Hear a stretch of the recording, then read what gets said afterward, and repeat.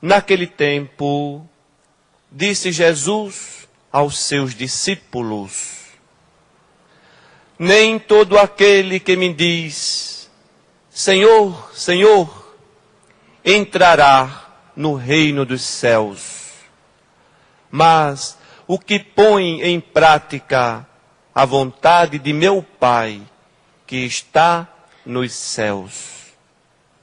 Portanto, quem ouve estas minhas palavras e as põe em prática, é como um homem prudente que construiu sua casa sobre a rocha. Caiu a chuva, vieram as enchentes, os ventos deram contra a casa, mas a casa não caiu, porque estava construída sobre a rocha.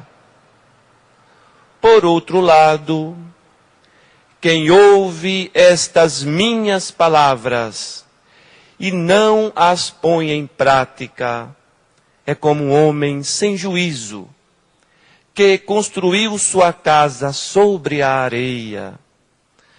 Caiu a chuva, vieram as enchentes, os ventos sopraram e deram contra a casa, e a casa caiu. E sua ruína foi completa. Palavra da salvação. Glória a vós, Senhor.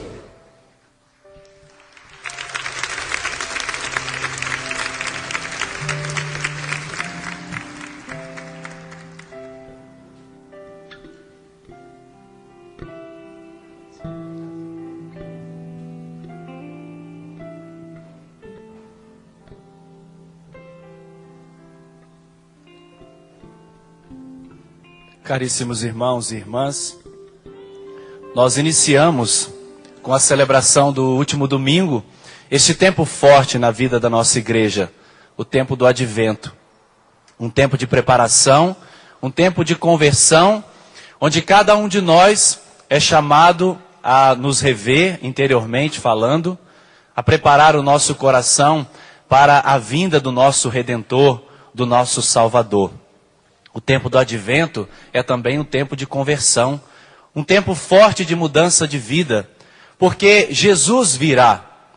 Jesus veio uma primeira vez, se encarnou. Jesus virá uma segunda vez, uma vez definitiva. E Jesus vem diariamente na nossa vida através do mistério da Eucaristia. Nós podemos chamar de uma vinda intermediária entre a primeira e a vinda definitiva. Jesus nos visita diariamente. E nós precisamos, todos os dias, estar com o nosso coração preparado, com o nosso coração aberto, para acolher a visita de Cristo na nossa vida. A liturgia da palavra desta celebração de hoje nos apresenta o texto de Mateus, no capítulo 7, a partir do versículo 21, esse texto muito conhecido de todos nós, onde Jesus conta esta parábola e apresenta a realidade do reino de Deus e a construção desse reino, comparando com um homem prudente que construiu a sua casa sobre a rocha. Mas, no início do evangelho de hoje, a palavra diz que Jesus está falando para quem?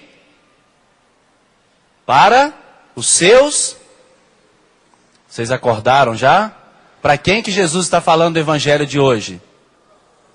Para os discípulos, para cada um de nós, Jesus quer falar nesta manhã.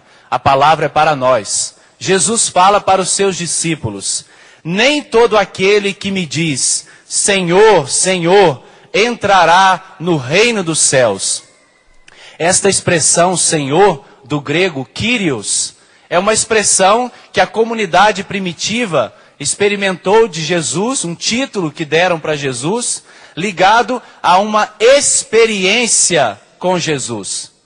Por isso que ele chama a nossa atenção hoje, como discípulos dele, para que não somente pronunciemos com os nossos lábios que Jesus é o nosso Senhor, mas que muito mais a nossa vida e a experiência que fazemos dele manifeste que ele é o nosso Senhor. Aí que está a diferença. Jesus está nos chamando a atenção para não colocarmos a nossa vida cristã fixada somente nas obras, naquilo que fazemos, naquilo que pregamos, mas, em primeiro lugar, naquilo que vivemos dentro do nosso coração. Porque se eu e você não fizermos uma experiência pessoal com Jesus, a casa vai cair. Uma hora ou outra vai cair. Se Jesus e a experiência com Ele não for o fundamento da nossa vida, não for o fundamento da nossa vocação, nós vamos parar pelo caminho, meus irmãos. Nós não vamos contemplar a face de Cristo. Por isso Ele nos chama a atenção como discípulos dEle, no início do Evangelho de hoje. Jesus não é somente para ser admirado, mas para ser obedecido. A doutrina de Cristo, a palavra de Cristo, não é somente para ser contemplada, mas é para ser praticada e vivida. Jesus não está preocupado com os nossos currículos. Eu faço isso, eu faço aquilo, eu sou engajado na minha paróquia, eu tenho essa atividade, aquela, eu tenho essa função, eu tenho aquela função. Ele não está preocupado com o nosso currículo. Ele está preocupado se na nossa vida, na prática cristã, nós realmente manifestamos aquilo que professamos com a nossa boca. Jesus Cristo é o meu Senhor. Essa é a preocupação dele. E outra coisa é dizer que nós não podemos fixar a nossa salvação nas nossas obras. Porque só para lhe recordar, eu e você, nós somos salvos por aquilo que Jesus fez. E não por aquilo que eu faço. Não esqueça disso.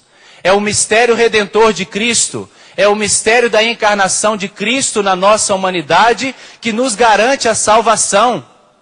As obras que fazemos, elas colaboram para que nós acolhamos o mistério de Cristo. Mas eu e você, nós somos salvos por aquilo que Cristo fez por nós. E não por aquilo que eu faço por Ele. É Cristo que nos traz a salvação. Ninguém pode auto-salvar-se.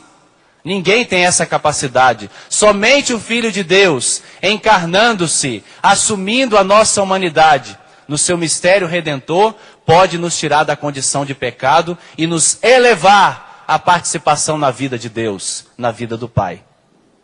E aí, meus irmãos, no Evangelho de hoje, a partir do versículo 24, Jesus apresenta esta parábola, esta analogia do reino de Deus, com um homem que construiu a sua casa sobre a rocha. Ele faz dois paralelos. Primeiro ele fala do homem prudente. Eu pergunto para vocês, qual é a profissão que Jesus aprendeu de José? Carpinteiro. Engraçado que Jesus poderia no evangelho de hoje estar falando aqui mais daquilo que é a ornamentação da casa, não é? Jesus poderia estar falando de mesa, de cadeira, não é? De móveis, porque ele entendia disso. Ele era carpinteiro por profissão, herdada de José. Mas vocês perceberam como que Jesus fala aqui hoje? Ele fala como arquiteto. Perceberam? Jesus fala como um bom arquiteto.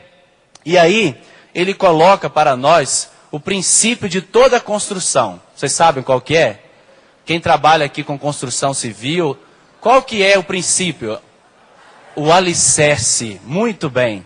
Ele trabalha com o princípio de toda a construção, que é a base, o alicerce, a solidez, a fundação.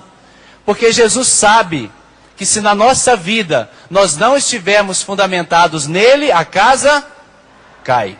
E vai cair, viu? Pode ser uma bela construção, pode ter uma aparência maravilhosa de uma pessoa espiritual ao extremo. Se não tiver como alicerce Cristo e o senhorio dele, a casa vai cair. Então, meus irmãos, Jesus fala neste evangelho de hoje, desta realidade, um homem prudente que constrói a sua casa sobre a rocha. Quando nós vamos descrever uma casa, não é? É muito difícil alguém falar dos alicerces, não é? Quando a gente vai falar de uma casa, quem está em construção, quais são as preocupações que nós temos com a casa? Pintura, não é? Os móveis, que mais?